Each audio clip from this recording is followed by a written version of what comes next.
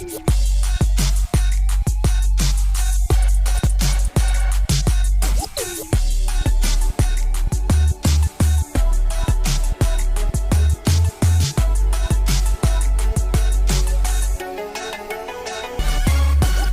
new season of Bel-Air streaming exclusively now on Peacock. New episodes every Thursday.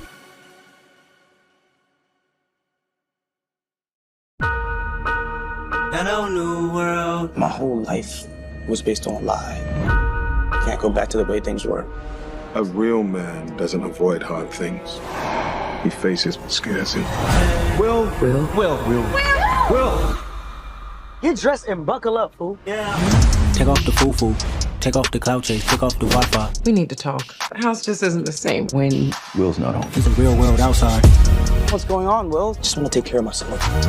Got me staying in South LA. Where does money come from? Just a couple street ball games, no big deal. You stepping to what? Okay, now I'm worried. I did what I did for Will's sake. What's Philly Will is back, baby. But he's reverting back to his old ways. Let's go. There's this big-time scout, and he's helped a lot of dudes get to the pros. That fancy Bel-Air team got you and your game so if you come work with me, sky's the limit. $250,000, hell if I know. we need to talk about our partnership. You're a boss. I'm just trying to bring it out. If you don't set the tone, she's just gonna keep on walking all over you. I was trying to be someone different. The BSU, the protests, all people see are my mistakes. Never ever let anyone try to change you. Serving up a look, Can't believe you're going back so soon. dancing in a drop. Well, babe, you know I can't sit still for too long. When is it my time to feel valued? I wish to create a legacy where we are represented. I think it's time you take the gloves off, babe. Right, Carlton? Carlton! You need to watch your mouth. Maybe I am on the wrong team. We can't be friends anymore. We can't do this to you. Fight for your principles. I have anxiety trying to fit into this goddamn Bel-Air bubble. We all need to step up. You got any Jeffrey wisdom? None that you want to hear.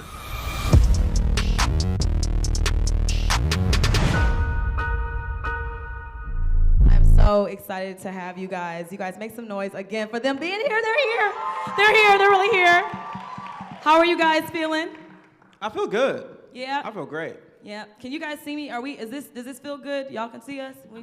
You can still feel comfortable. Yeah, let's get it. Also, Cass, do you see what I was talking about? That's a fit. I want that. That's a fit. You see what I mean? Oh, I love this Stop outfit. it. This is not what we're doing here. I mean, I mean, stand up, please. thank you.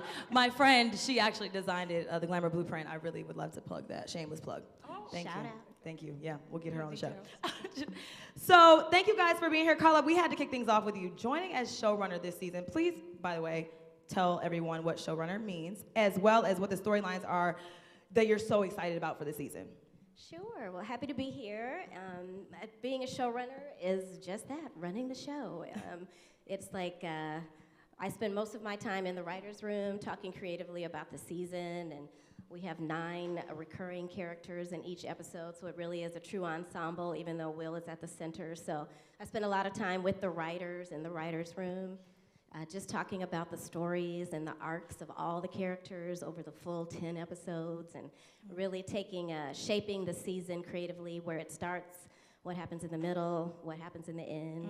And then outside of the writer's room, it really just is all of the things that go on creatively and keeping the show going. So editing, wardrobe, hair and makeup, and just all the decisions that come with the day-to-day running of a show. I know that's right. Make some noise for that. So what do you hope fans will take away from it?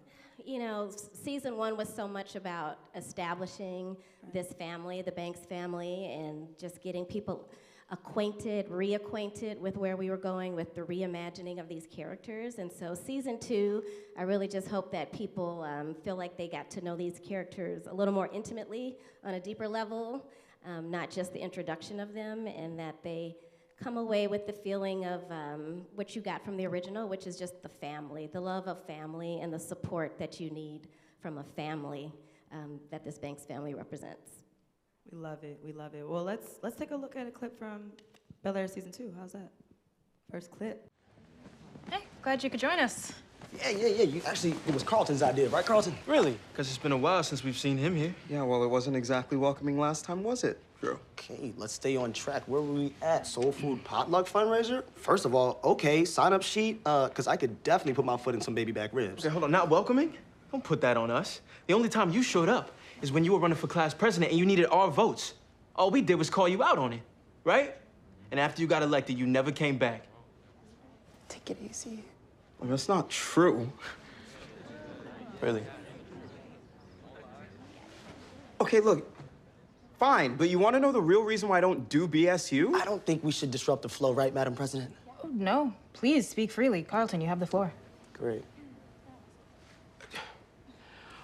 Okay, look, I get that we need a safe space for just us. And the work you all do to uplift each other and the community is great, but look, honestly, you all do a lot of complaining, but no one even bothers to show up for the student town halls or run for student government in order to actually change things. Look, our voices could really, really be heard on stuff that actually matters. Or we could just sit here and bitch and moan about why the cafeteria only serves fried chicken on MLK Day. Okay, so what I think Carlton was trying to say is that he would be up for some bigger ideas if the group would be down for it. I know I would. Yeah, so would I, actually. We could afford to be less insular, shake things up. And everyone's opinions are welcome here. So, Carlton, keep coming to the meetings. We'd love to hear more of your ideas. Wow, right? We could bitch and moan, huh? Fried chicken. So I'll be watching the show sometimes, and I'm like, oh God. Secondhand embarrassment. I mean, in this scene, we see how Will is really trying to help Carlton fit in with this group of black students, of Bel-Air, and we want it for him as well. But at the same time, we're like, well, you did do that. What do you feel about and what have you enjoyed about portraying the evolution of this complex relationship between your two characters, as well as the fact that they are each finding their way in the world? What I think is really cool about Will and Carlton is they give us an opportunity to explore so many different types of blackness and so many different aspects to blackness, right? At the end of the day, these are both black men in America trying to find their place, right? And they're coming at it from different perspectives. And so in the first season, we really see them go at each other and fight a lot. Because it's Will's fault, let's call a spade. He did move in and start magging on Carlton's girl. But that's neither here nor there. But he did do that. He did. Let's remember that. He did do that. But in season 2, we kind of see them get off on a similar foot in a little bit, and they're walking hand in hand. And at least at the beginning of the season, we see Will help Carlton try to figure out where his place is in school in the BSU. And obviously the kids don't love him off the bat, but I think Carlton finds his place. Yeah. Yeah, I love that scene because I love the camaraderie of it. It's you finally see how okay, Will's sticking up for Carlton, and then Carlton's like, wait, no, I got this, and it really shows that their on-screen chemistry and how the evolution of it has become. So I really enjoyed that. What do you feel about the way the on-screen chemistry has been navigating in the development of its character? I mean, so Jabari Banks, who plays Will, is one of the best scene partners I think I've ever had. And so it's just been really, really helpful that he and I became brothers filming this, right? I remember the first day I met him, we had done the table read, and he was just in LA because he had just moved to LA, so he was staying in a hotel. And I was like, yo, I'll come pick you up. I'll drive you around for 2 hours. We can hang out. I picked him up at 10 a.m. We ended up hanging out the whole day till straight up at 11 p.m. We love to see it. You know what I'm saying? And through this show, we become such great friends, and I think that reflects on screen. Right. And so it's nice to finally be able to get along, because literally every day last season it's like, hey, what's up, welcome to work, I'm gonna yell at you for 14 hours. But now it's like we get to, actually be cool with each other, which is dope. Right. Let's make some noise for that dynamic cousin duo that we really all grow to love and love and love.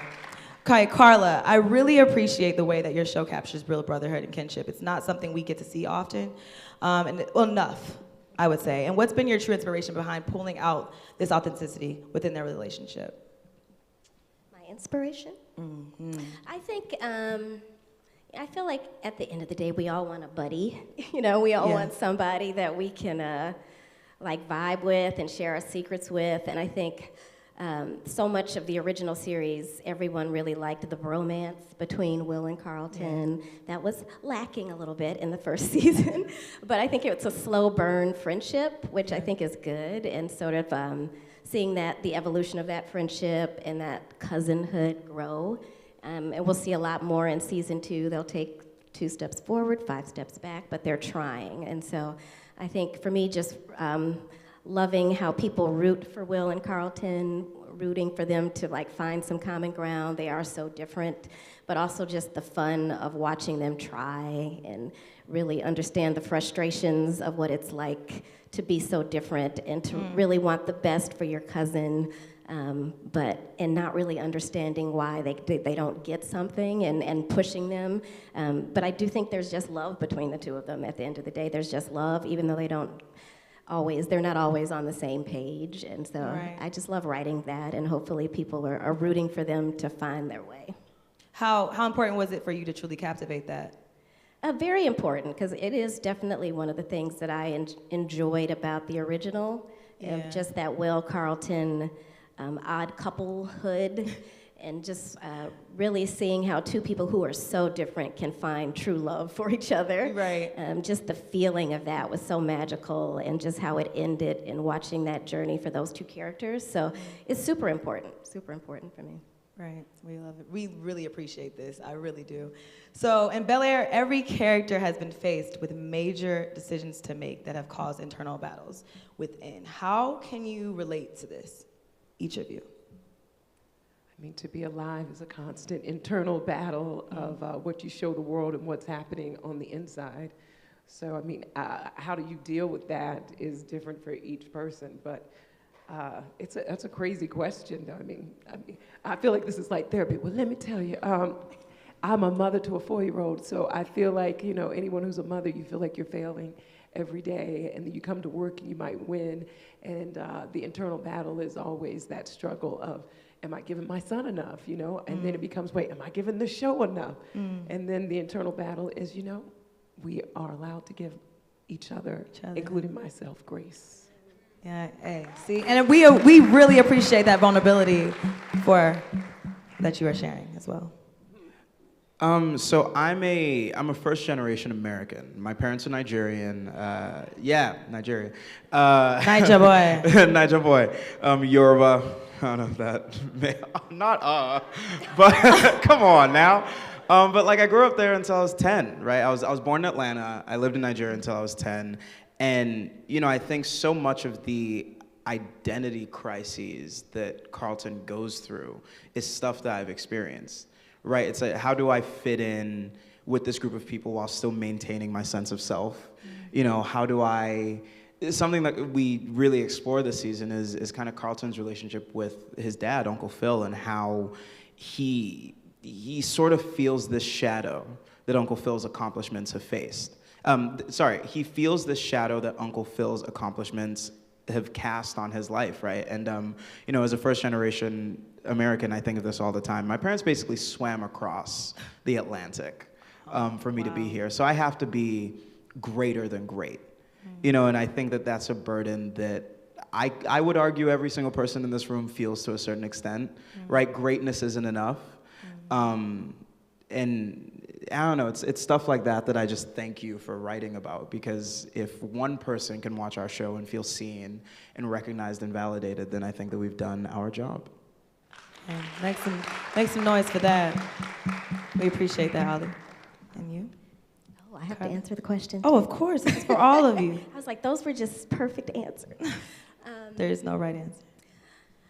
You know, I think, I think internal battle. I think a big one, just in terms of, you know, what we do for a living and moving to California, for me, that internal battle of, was it worth it? How do I make it worth it? You know, because we sacrifice a lot, time away from family, time away from the people that we love to pursue a dream. And so I think, for me, it's just sort of trying to just remain balanced, keep it in perspective why I do what I do, but also not forgetting the people who I do it for, and you know, just that internal battle to always be striving for something and wanting something else, and just when you think, oh, I got the thing that I want, but then there's this other thing, and just trying to find peace and satisfaction with, hey, you're doing all right today. You're doing great. You're doing all right today. And be happy, be present, live in the moment of where you are.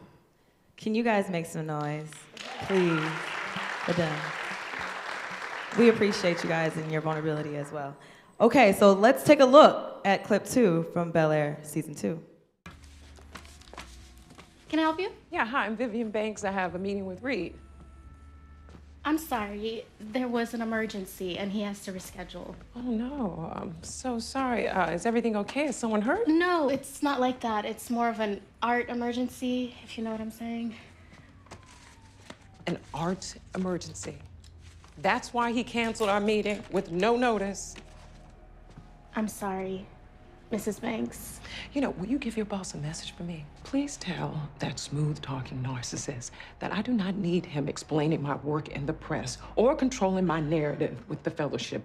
He is not my handler. He is not my gatekeeper. So I will no longer be in need of his services. You might want to tell him that yourself. Oh, I would, but I have an art emergency of my own. Let's get some two snaps for Aunt Viv and Cassandra. You ate that up. Run, tell that. In this scene, we see Aunt Viv has really ultimately stood up for herself by firing this person, who's had an instrumental part in getting the fellowship opportunity. So, what was it about Vivian's arc this season that personally resonated with you? I mean, I don't know if I would say what resonates about her art. I think to me, the greater question is where is she in her journey as an artist at this point? Mm-hmm. And I think, you wake up and the first part is oh, I want to be an artist. And that was last season. It was sort of like the world trying to remind her of who she was. So last season was her just getting to that point of just admitting, okay, I am an artist. I am still an artist. I think this season, then it becomes about, okay, so I show my work, how do I want to talk about my work? And will people give me the microphone and space to talk about that work? Right. And then the third part of her journey is, how do I bring other people with me? And so she's still in that second space where, I mean, it happens to me. I have, a company on the side. It happens all the time where, especially if you're a woman and a woman of color, people don't want to hand you the microphone to talk. They want you to just sit there and let someone else talk for you. Right. And so amen, we know that's true. Yep.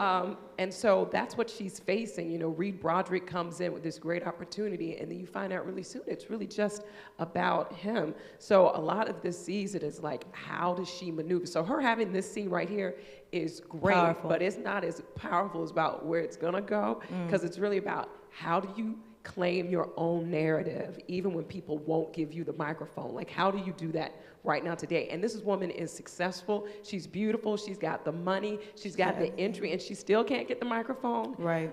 That's what it's really about now. Yeah, and we really see Aunt Viv take a chance out on herself, an emerging artist, to put Black artists at the beginning of the conversation, And I think regarding the art world, when you mentioned that it's been an elitist, it's just something that we've always experienced, and I feel like we've always experienced people trying to stifle our creativity and our freedom of speech. Do you have a bit of information about how you find your own voice when you were starting out, and what advice would you give to anyone that they have struggling to find theirs? Yeah, I mean, first of all, when you're in your 20s, it's the trenches, I'm 28, I understand. You have to give yourself so much kindness in your 20s, even in your 30s. It's a rare spirit that knows exactly who they are in their 20s, because you're in your parents' home and they're telling you constantly, don't do this, don't do that.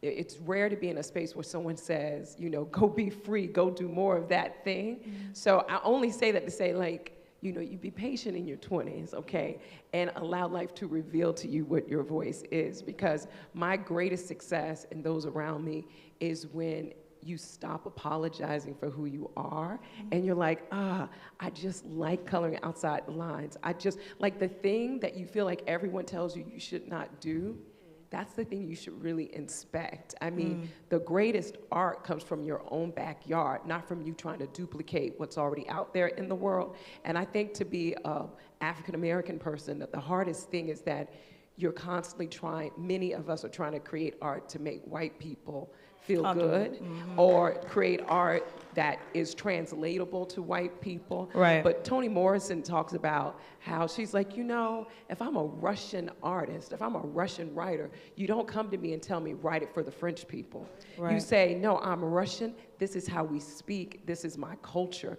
And I think, you know, it's really exciting to see this generation, because I feel like they're leaning more into that, but every generation has their own calling. So you have to really feel like what is your voice? And if you're the only one who thinks the way you think, that is where all your success will come from. Right. Okay, if you dress a certain way and people don't get it, that's where it's gonna come from. Because my whole life, up until like, you know, late 30s, was about me trying to apologize for who I am. And look, I found my husband when the day happened, when some man came up to me and he said something. I said, you know what's sexy? Respect. And then he was like, oh, you're so silly. And I said, and you know what? Silliness will never leave. I can be wise and I can be a clown. Right. Neither shall leave the premises. Right. And the more I started to do that in my life, everything started to come my way. Yeah, authentic. You know? So that's sort of like the journey, I think. You know, stop apologizing. Do you on purpose. Period. Let's make some noise for authenticity. So this is for all of you.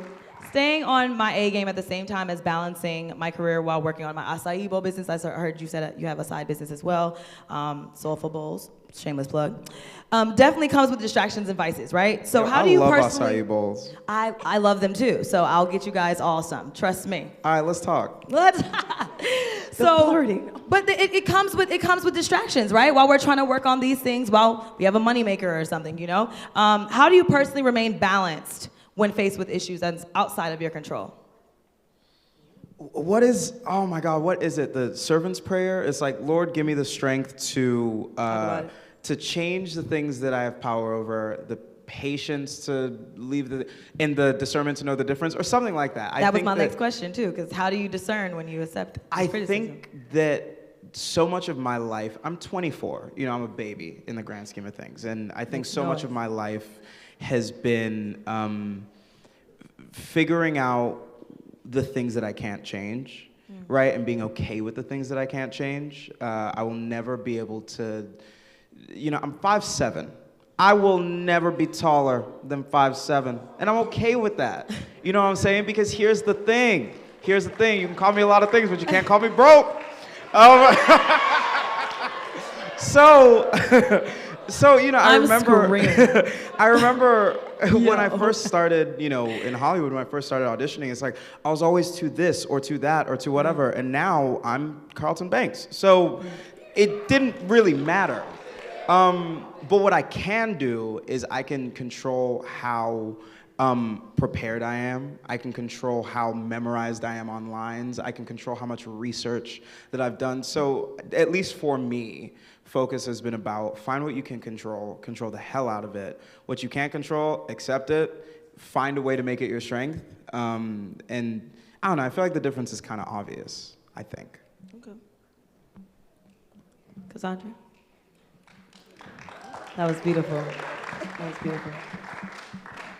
I mean, the question is like, how do you balance the... Yes, so like, you know, how do you balance when you're faced with the issues of outside, you know, things out of your control? But also, you know, how do you discern when you accept the criticism of others to stick to your guns and trust your own creativity? You know, it can lead into that as well.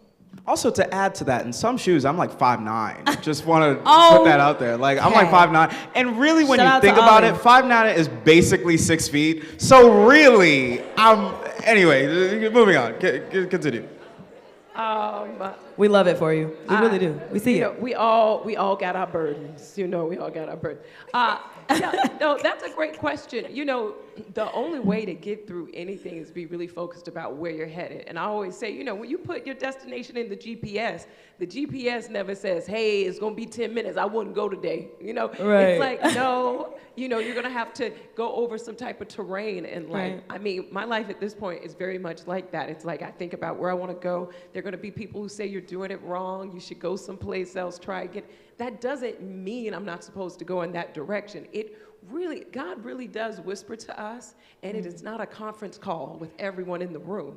So it's supposed to be clear to you and crazy to everyone else. So the biggest thing that any of us can do right now in our life is to create a community, even if it's just one person who says, yes, that's the way you should go. So like I have a side company called Creatricity. I always say Creatricity, it's a company that's about, you know, vetted people of the entertainment media industry, so that way we can create the way we want, but also have more integration, because the way things are, it's like, it's all black, it's all white, there's nothing in between. I'm so tired of that dynamic. But I always say that company wouldn't exist if I didn't meet my girlfriend, Stephanie Lilly Smith. And I said, you know, a leader doesn't show up until you get one person who believes in you. Until then, you're just crazy. Okay, if you're just dancing by yourself, you're crazy. One other person dance with you, you're like, oh, they got a vibe happening. Okay. I'm gonna dance by myself, I don't care. Okay, you know, so I mean, it's important to have a community around you so you can get to where you want to go. And also, it's like, it's okay if you have to do it on your own for a long time. It'll all make sense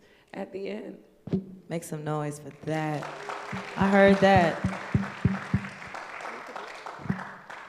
And I wanted to ask you this, Carla. How do you know what the best criticism is to take, and especially when you're coming into your own?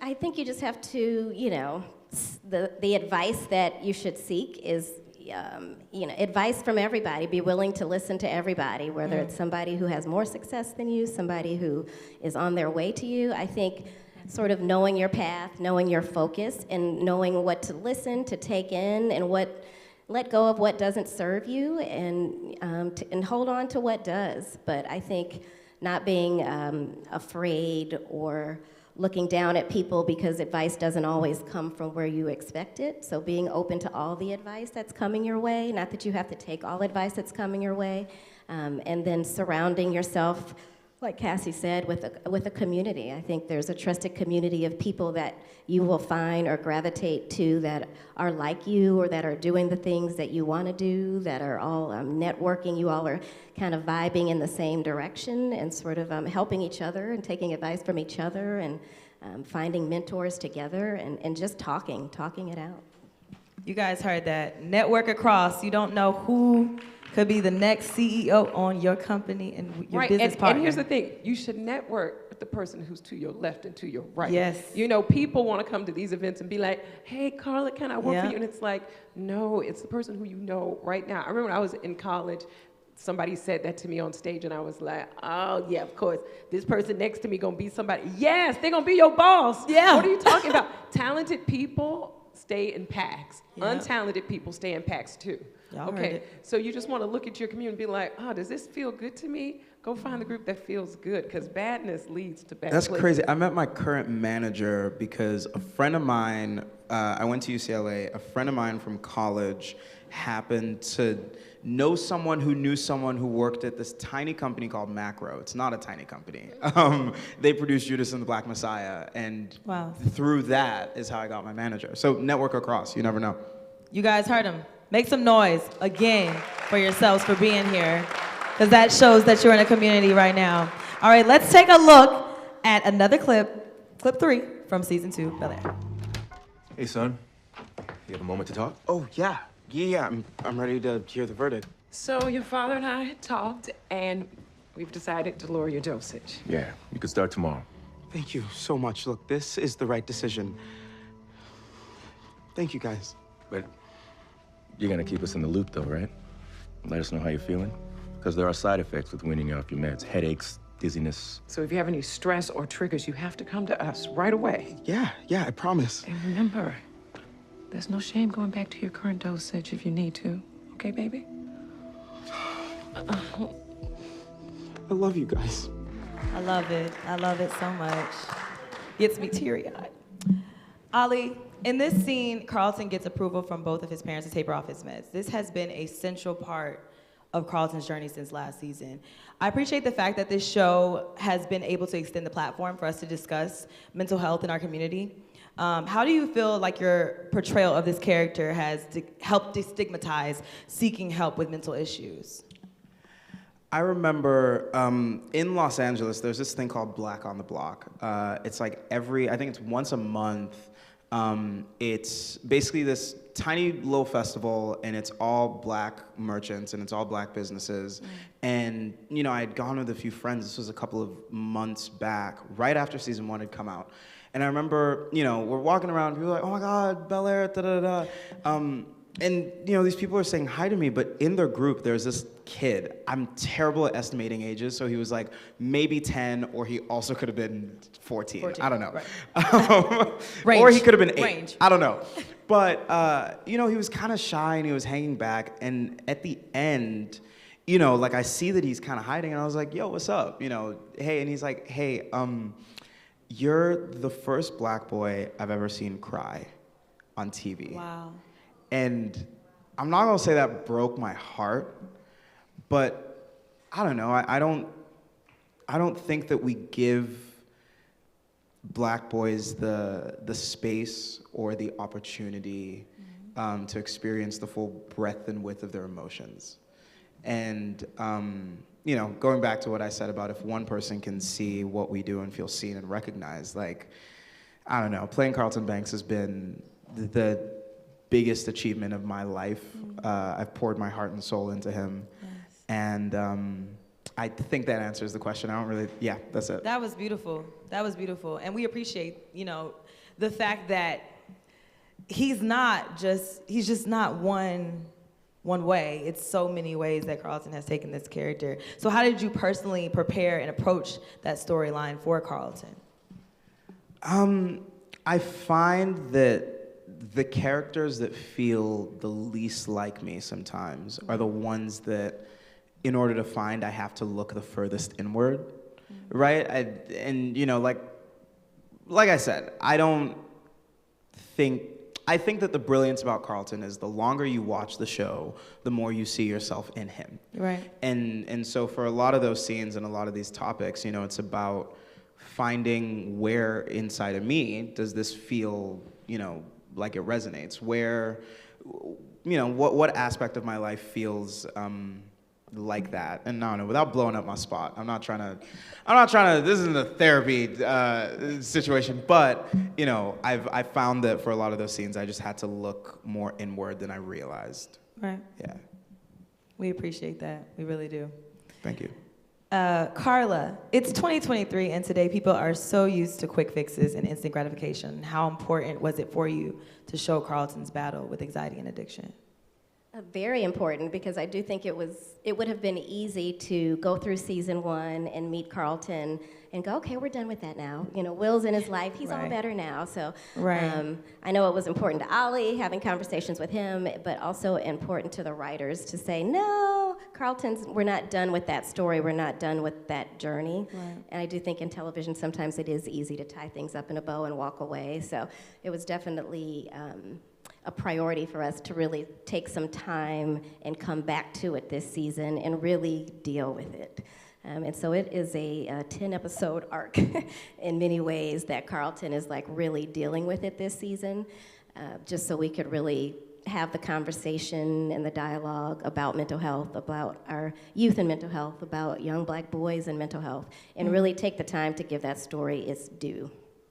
I think that this was my first show ever seeing it done in this way, and I had been so like, wow, because you know, in 2023 I've had a classmate in high school, they died from substance abuse, and I mean, I just remember being like, wow, like we're young, you know, and it was like, but that's, you guys painted that picture because it's real, it's happening, whether we want to talk about it or not. So I really appreciate that. Now let's take a look, another clip 4 at Bel-Air season 2. So I'd like to use my Neiman Fellowship platform to give young artists of color the access that I never had. Can you say more about that? The art world has been historically known as an elitist space, but I want to put Black artists at the center of the conversation, especially emerging talent. Interesting, because according to Reed Broderick, the focus of your fellowship will be big events with more established artists. I mean, traditionally, yes, but Reed knows I think that focus is a little bit out of touch. I want to curate a show that features all new artists. Okay, a whole new direction. Yes, I want to use this fellowship as an opportunity to change the game, and I intend to do just that. Love it. We love a lady that passes the baton on, Cassandra. Like we discussed before, earlier Aunt Viv is incorporating her passion into her work. She makes it a priority to be guided by her passion. If not, she would be doing what they say would best benefit her, So she'd be messing with big brands, bigger names, but instead she's using her passion to provide a platform for emerging talents as she wishes someone would have done for her. What resonates with you most about her commitment? What resonates most to me about her commitment? I mean, I just in general love playing women who are unbothered by obstacles. And the funny thing is really you're dealing with a woman who spent most of her life taking care of everyone else. Right. So for Aunt Viv, it makes perfect sense that she's looking for other people to nurture into. That's her strong suit. Her weakness is not taking care of herself and her own vision, which is why she had to go cuss Reed Broderick's assistant out. Right. And you'll see more of In that. episode 2, right? But I just love that about Vivian Banks. We're so different though, because like she's trying to make up for lost time. So, I mean, her commitment is very new. I don't think she's not like Hillary. Hillary is committed, okay? Right. I wouldn't say Vivian's committed in the same sort of way. This is something she's having to learn in the process. And you'll even see an episode where you see Hillary having to remind me of like that I have a narrative to even share. So, I mean, my commitment, I feel like Vivian really leans on Cassandra's commitment for life, because Vivian's always like, am I allowed to do this, lady? Right. Am I allowed to take up space? And me, I always have to tell myself, take up a little bit less space, baby. Because it's all still new for Vivian to be this person. She's a wife to a politician. She's a mother to 3 kids and to a nephew. It's all new to her still. Yeah, and just the fact that she was like, and I intend to do just so, that showed me that commitment. I was like, she don't seem like she playing with them tonight, Which is crazy because it's a fellowship. Like, how do you tell someone how a fellowship is supposed to go? It's wild. My sister is in her fellowship right now, getting her PhD. Shout out to her. She's out here somewhere. And I have seen her just be like, no, we're not doing this. We're doing it this way. And I'm like, yeah, stick it to the man. So I do love that. I really do love that and appreciate that. So clearly, what it is to be a black woman. All we do is, it's a priority. All we do, it is a priority to trail the blades, to make the road, even if it's not paved yet. Right. Because nobody is out here being like, let me lay the bricks for you. Well, so then how has someone passed the baton for you or helped you propel you forward with an opportunity like that? I mean, I just think long so time. many ways, I'm sure. So many ways people have not handed me the baton. So many ways. So that's why my brain was like, but I think about the first person who did hand me the baton, and like I could think of like my first movie, but before my first movie, I think about I went to grad school. I have a master's degree in acting. I went to NYU, and the like biggest acting teacher still today is this man named Ron Van Loo. And I remember auditioning at NYU, and I was still at Florida State at the time, and the teachers at Florida State were like, yeah, no one from FSU has ever gotten to NYU's grad school. And I was like, well, that's it, well, yeah, but there's always tomorrow. And they're like, yeah, but the best people here never, you know what I'm saying? But then as soon as I got to NYU, I remember auditioning, and Ron Van Loo sees me, and Ron Van Loo's like, your resume says that you played a maid, prostitutes, like, how is this? And I said, well, I'm from Florida. I'm from Florida, and those are the roles they had available. And he was like, Cassandra Freeman, please show everyone why you should be here. And I just remember it was like, and this was a white man, and I just remember being like, I felt like he saw that I was something special. And I went to another school to audition, and I won't say it, but it's another prestigious school, and they saw my resume, and they were like, well, maybe that's what you play, because that's all you could do. And I was like, no, it's because I'm from Florida. But then I think about when I auditioned for Inside Man. Yeah, Florida, okay. And when I said Florida 20 years ago, people were like, Florida's not racist. They don't have issues. Look, Florida man is real. And now it's like, oh, people are like, Florida, you survived that, girl. Right. I grew, but I think about Spike Lee. The first movie I did was with Spike Lee and Denzel, and they treated me like on day one, like I was supposed to be in this industry. Right. And that really set the groundwork for me for the rest of my career, being like, if Spike Lee and Denzel think I'm supposed to be here, I'm supposed to keep pursuing this. Because they Right. handed me the baton without me having to like do flips over and over again, you know? Right. Let's and pointing out the fact that he was white is just also showing that, give people a chance to see that light in you.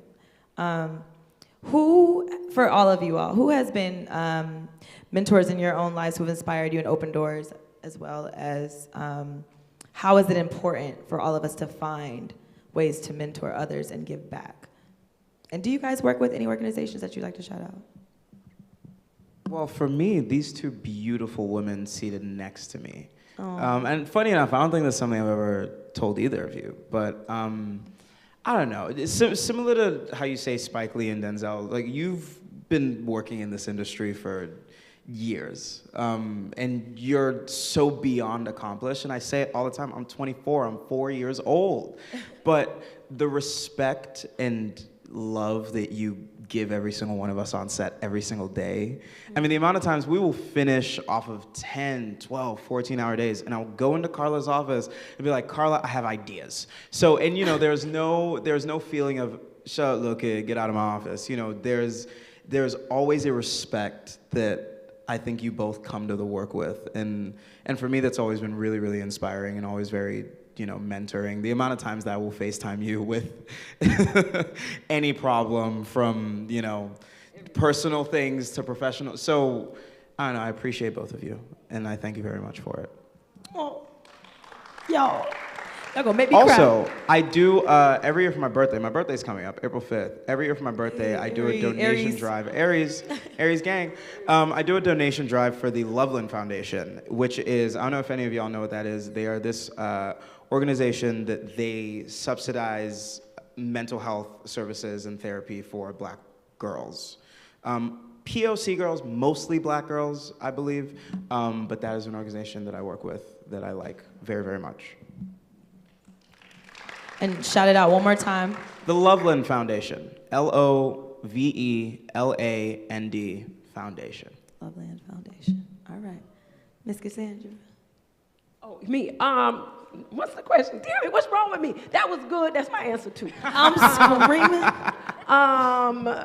It was just about mentors. Yep. Right. You know, I haven't had many mentors personally. I have mentors in my head. There's this thing that proxies that you see that I you have like. proxies, but there's this meditation that I do, you could call it, where think about, you know, 5 people who you really admire, who you've never met in life, and you close your eyes and you imagine that you're sitting at the head of a boardroom and you ask each one of these people to come into the room. You know this exercise? Yes, You know this? I literally do this. That's, I was like, proxies, yes. Yeah. It's actually from a book from Napoleon Hill called Think and Grow Rich, and it's like one of the lost chapters where you bring in each one of these people. And let me tell you, Oprah, Barbara Streisand always show up in this room, and then other people, Barbara Streisand, because that woman really created a career for her when there was no one else trying to do all the things this woman has done. Yeah. So, like, I have like pretend mentors, and what's so funny about the brain, guys, it's like Google. You ask these people questions, even in your imagination, they will give you back answers that you would never imagine. So that's a part of it. And then I work with, I used to have a nonprofit out of Rwanda, Africa for years called the Cassandra Arts Project, where I work with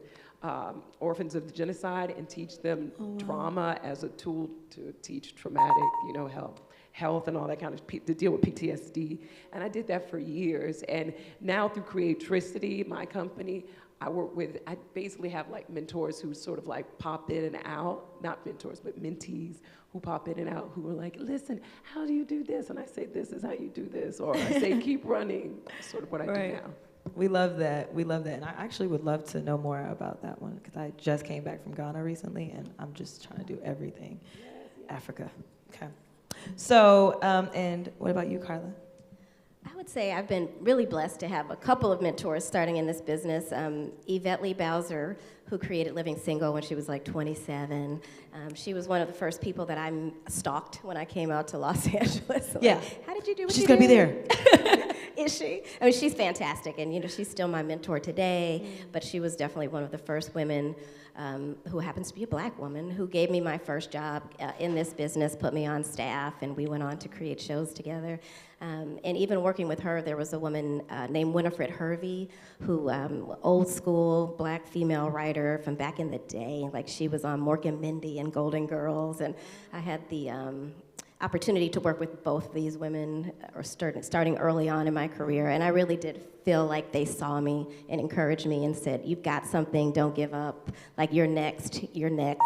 And that just meant a lot. And I think in terms of the second part of your question, how important it is to give back, I think that we can all be mentors to people. I think everybody in this audience is a mentor. Like wherever you are, someone wants to be there. And I think just knowing how people took the time, people like Yvette, people like Winifred, took the time to see me and sit with me and answer my questions and answer my phone calls. So respond to those emails, respond to those DMs. Somebody wants to be you. Someone wants to go to college. Someone wants a scholarship. Someone wants an internship. Someone wants to pledge your sorority or your fraternity. So how can you always be a mentor? Just giving back a little piece of knowledge and just being mindful and purposeful about stopping and taking the time. And while we're on that subject, can you guys please make a round of applause for them? And while we're on the subject of mentorship and Black educators, let's take a look at the final clip from Bel-Air Season 2. When thinking about your essay, ask yourselves, what are 3 examples of first impressions? First impressions are... All right. Don't forget to read and annotate chapters 3 and 4 by tomorrow. Ashley, can I talk to you?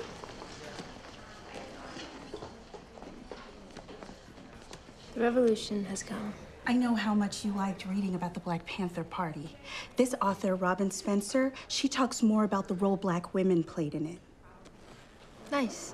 Can't wait to read it. And I'll give you extra credit if you write me a 2-page summary on your thoughts. Thanks, Miss Hughes. I wish all my teachers were like you. And I wish more of my students had curious minds like yours. I'll bring this back by next week. This scene was so huge for me. Like, I was having quite the fangirl moment. Let's give a major shout out to Tatiana Ali, okay? First. She's making her first appearance back on Bel-Air as Miss Hughes and Ashley's teacher.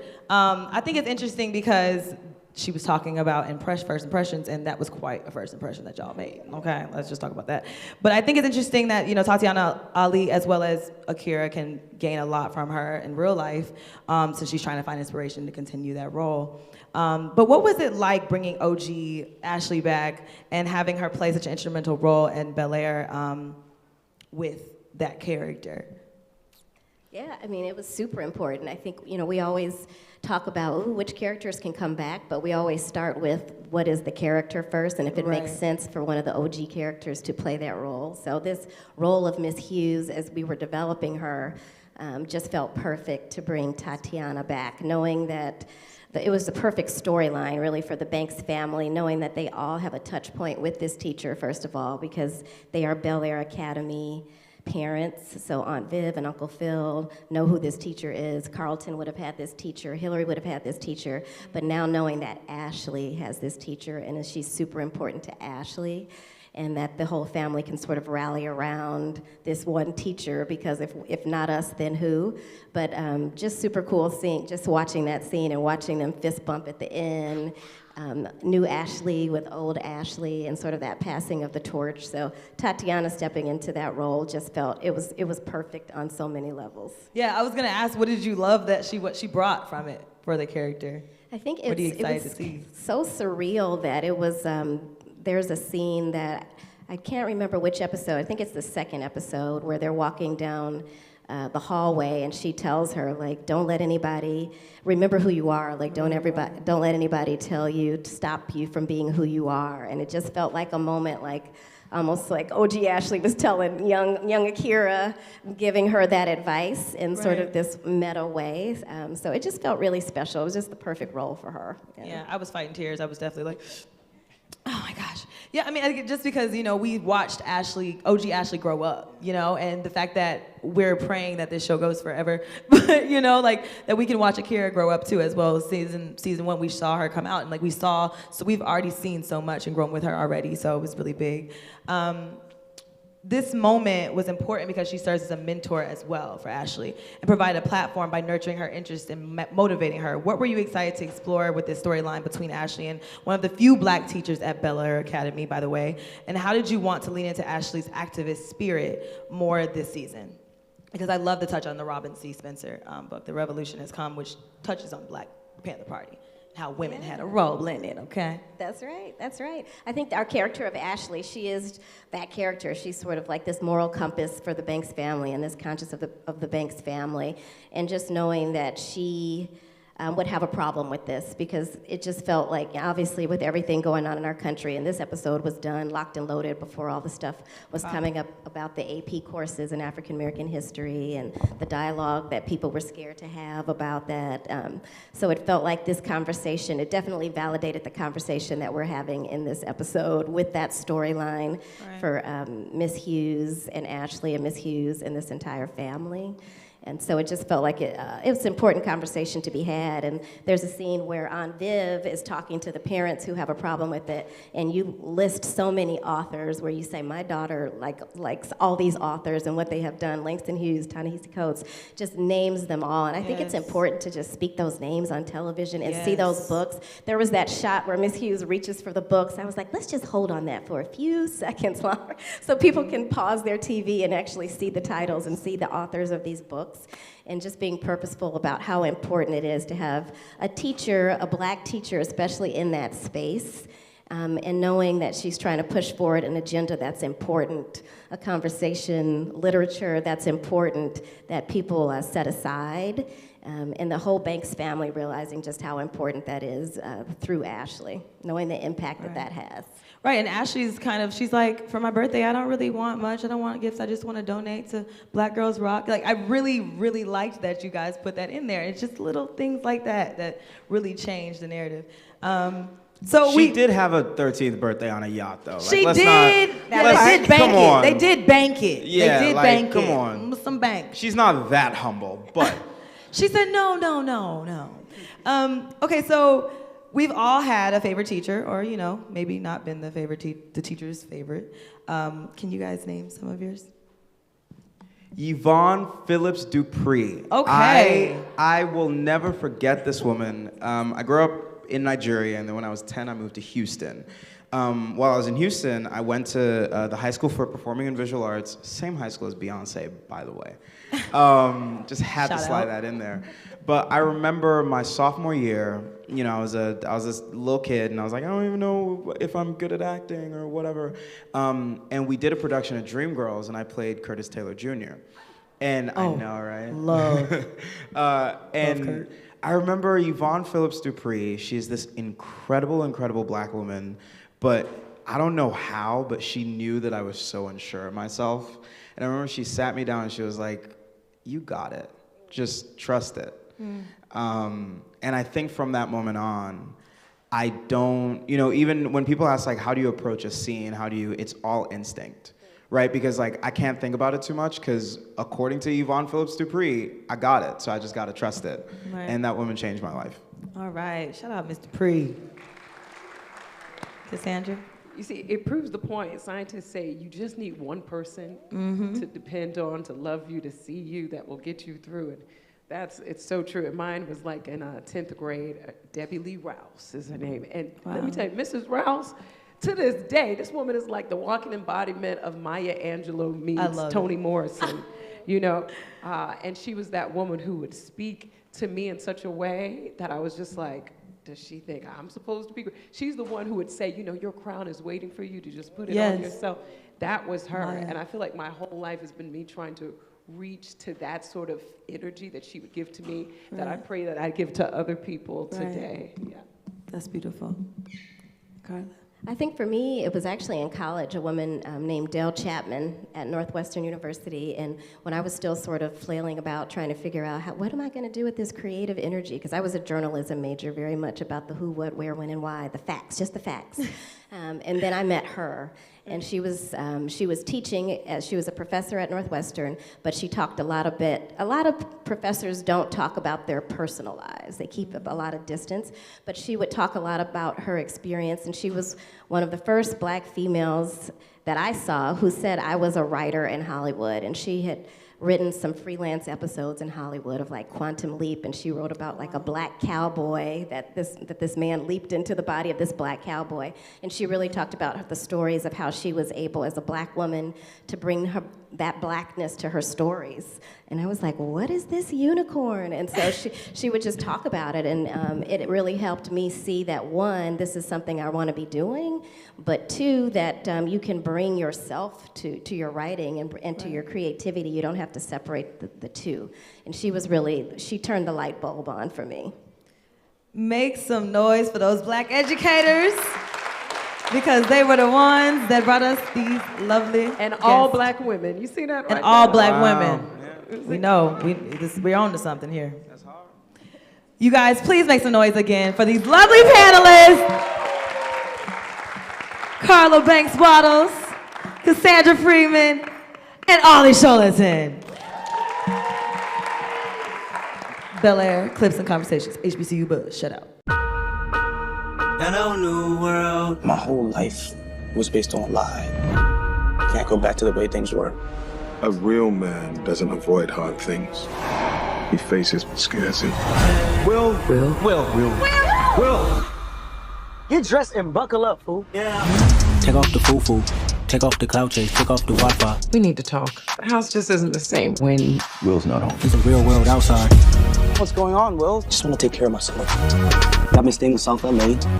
Where'd this money come from? Just a couple street ball games, no big deal. You stepping to what? Okay, now I'm worried. I did what I did for Will's sake. What's Philly Will is back, baby? But he's reverting back to his old ways. Let's go. There's this big-time scout, and he's helped a lot of dudes get to the pros. That fancy Bel-Air team got you and your game soft. If you can't work with me, sky's the limit. $250,000, hell if I know. We need to talk about our partnership. You're a boss. I'm just trying to bring it out. If you don't set the tone, she's just gonna keep on walking all over you. I was trying to be someone different. The BSU, the protests, all people see are my mistakes. Never ever let anyone try to change you. serving up a look. Can't believe you're going back so soon. Dancing in a drop. Well, baby, you know I can't sit still for too long. When is it my time to feel valued? I wish to create a legacy where we are represented. I think it's time you take the gloves off, babe. Right, Carlton? Carlton! You need to watch your mouth. Maybe I am on the wrong team. We can't be friends anymore. We can't do this to you. Fight for your principles. I have anxiety trying to fit into this goddamn Bel-Air bubble. We all need to step up. You got any Jeffrey wisdom? None that you want to hear.